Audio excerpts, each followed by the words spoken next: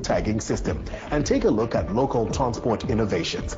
I'm Tafuma Makina, and this is Tech Report.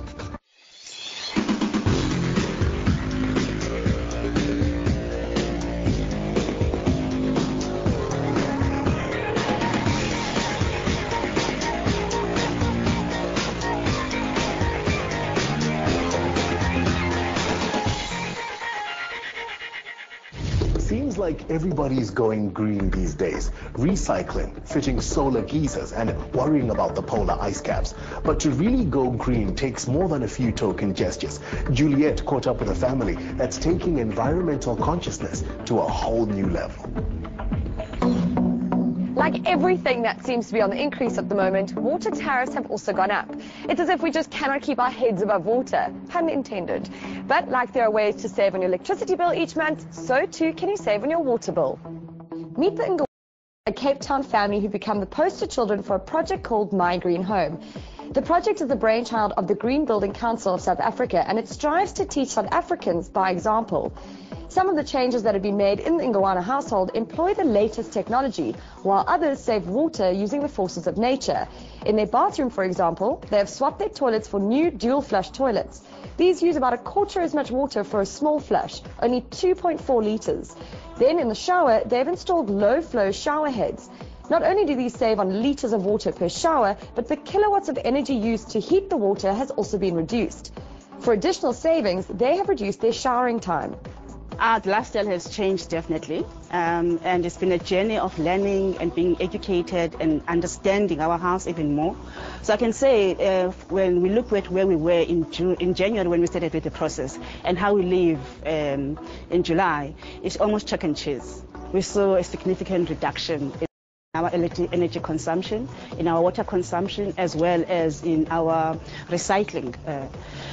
And right now we're looking at a position where we're actually reducing almost 50% our electricity consumption. So we're buying 50% less electricity than we did in January. Same with water. We are recycling 80% of our garbage.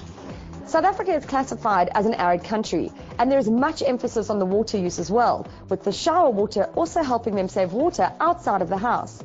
Water from the shower, bath and basin drains, as well as the washing machine, pump into the garden via a grey water system. Balulua is even working with a landscape company to design more water-wise plantings for their garden, considering the winter rainfall pattern in the Western Cape. Talking about water efficiency, swimming pools are a huge water guzzler, and so the family has opted for a special backwash tank that returns the backwash water to the pool after particulates have settled, something many pool owners considered to help on water costs. The biggest surprise is that our pool uses most of our electricity, and given the fact that it's a small pool and we live in Cape Town, we don't use it that much. The other surprise was our fireplace. Well, we've always known that we have a fireplace that is not efficient.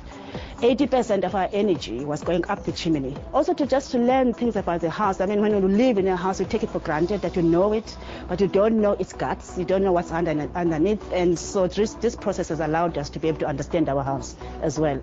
I know for a fact that my kids' will be able to see this and see what we've tried to do as a family. I know that probably in 20 years' time, this will be a common thing for average families.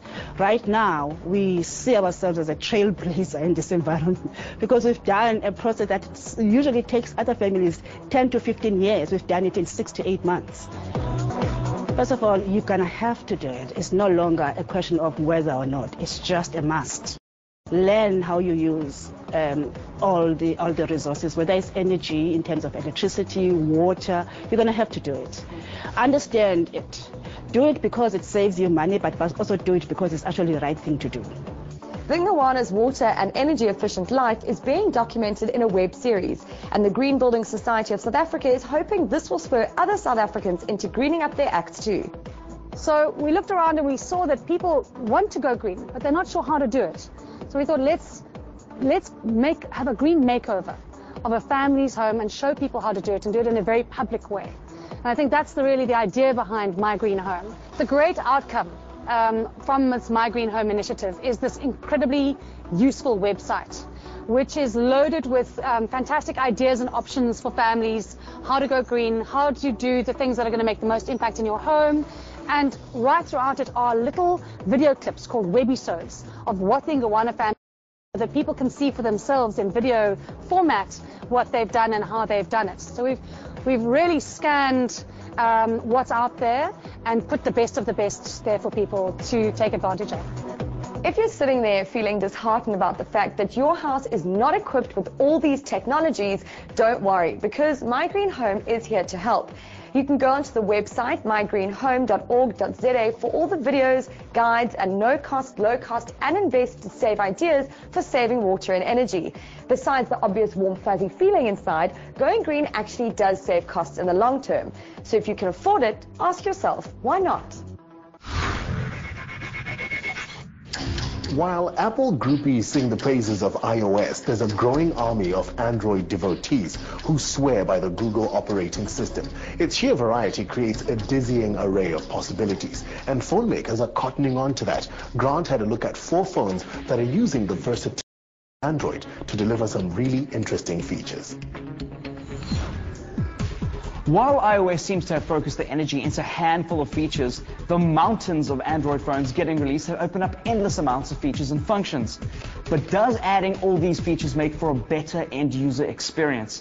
Let's take a look at the best, latest Android phones on the market to find out what works and what you should have your eyes on if you're into Google's mobile OS. The Huawei Ascend P7 is a new phone that's becoming the talk of the town in South Africa. It's running KitKat, has a 5-inch screen, and is HD at 1080p. What Huawei have done unique, though, is their one-of-a-kind emotion-switching user interface. It's essentially a situationally aware wheel that changes the UI to suit what you're doing. It'll change settings, bring up relevant apps, and hide apps that you don't specifically need. Sounds nifty, but the real question is, does it work, and is it necessary? It works by